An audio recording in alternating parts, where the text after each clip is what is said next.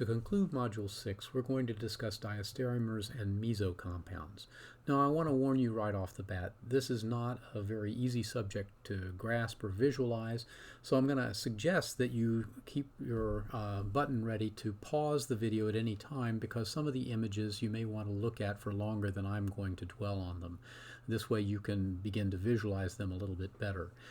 For the most part, though, I will try to be clear about what you need to know and what is extra icing on the cake, if you will.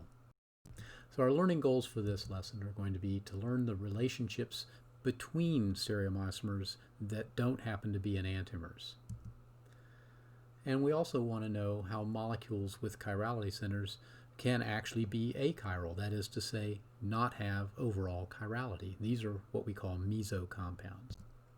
So we're going to simplify things a little bit, at least from the last video, and talk about molecules that have only two chirality centers. So we're going to consider 1,2-dichloro, 1,2-difluoroethanol, shown here. Now I've used the Kahn-Ingold-Prialog labels to label both of these chirality centers as S, and we could go through why that is, but I think for now it's just easier to accept that these are both S, and we'll leave it at that.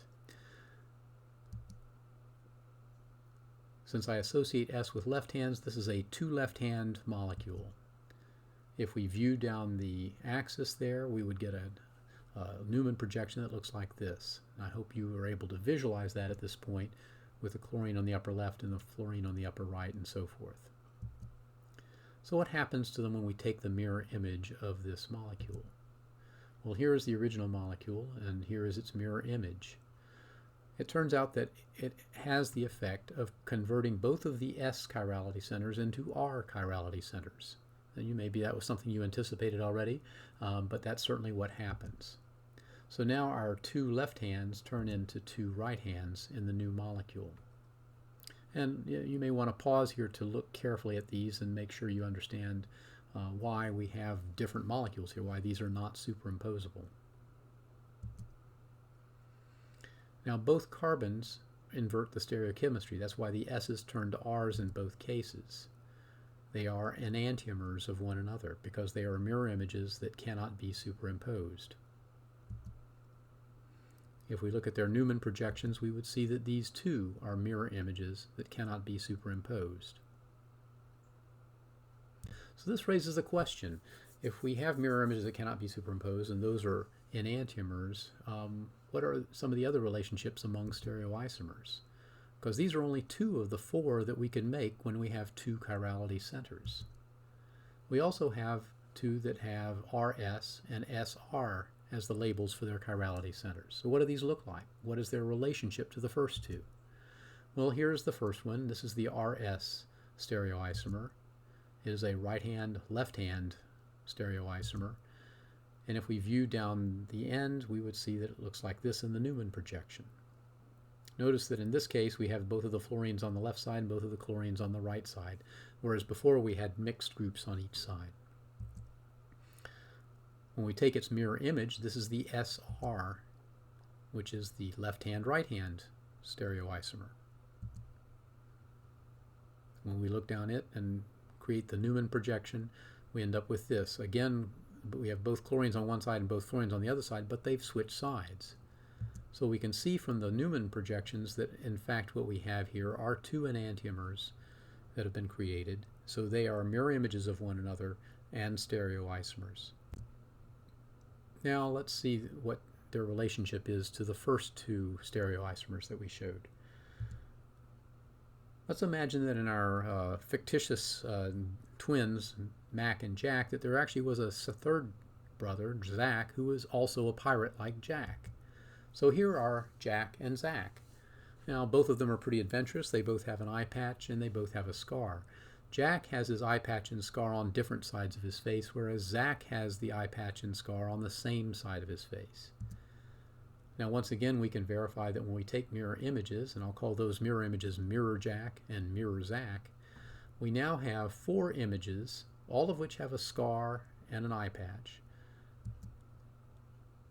The two on the left are enantiomers of one another. They're mirror images. The two on the right are mirror images.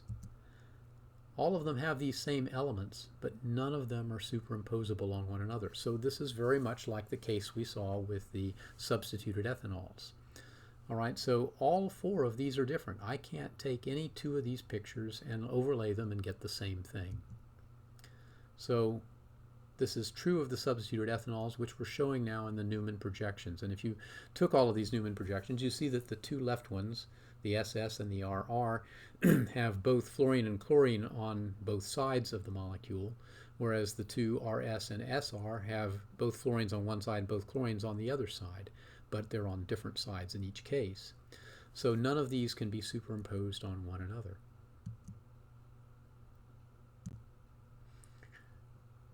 This is going to lead us to a definition of a new kind of stereoisomer, which I'll call diastereomers. These are stereoisomers that are neither mirror images, nor can they be superimposed.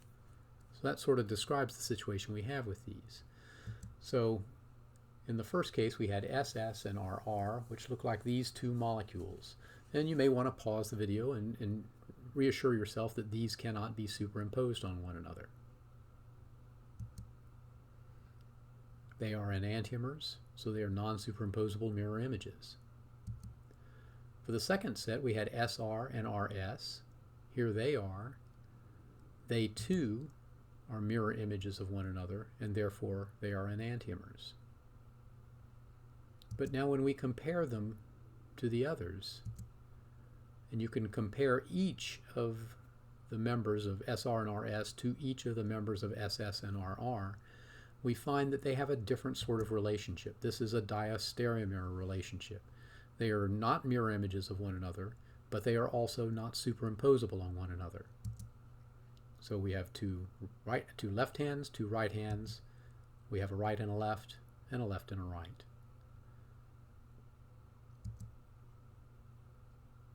If we want to put this in terms of Zack and Jack, we have Zack and mirror Zack up on top, Jack and mirror Jack down on the bottom. Or we could look at the Newman projections also to note that they are not superimposable. None of them are superimposable on the others. Let's shift gears now and talk about molecules that are achiral, that is, they do not have overall chirality, but they do have chirality centers. So I want to consider 1,3-dichlorocyclohexane, and it's pictured here. Both of the carbons that are attached to chlorine atoms are chirality centers.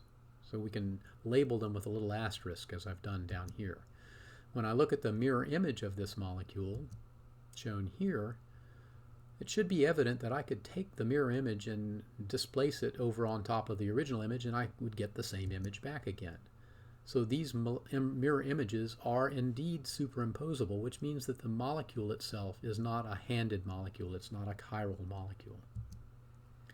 Okay, we can see this also in bond line diagrams. If I show the bond line diagram of this molecule and show its mirror image, again, we should be able to pick up that bond line diagram and superimpose it on the original image. This is a definition that we call Meso Compounds. And these occur when we have chirality centers, but the molecule also has a reflection plane or an inversion center.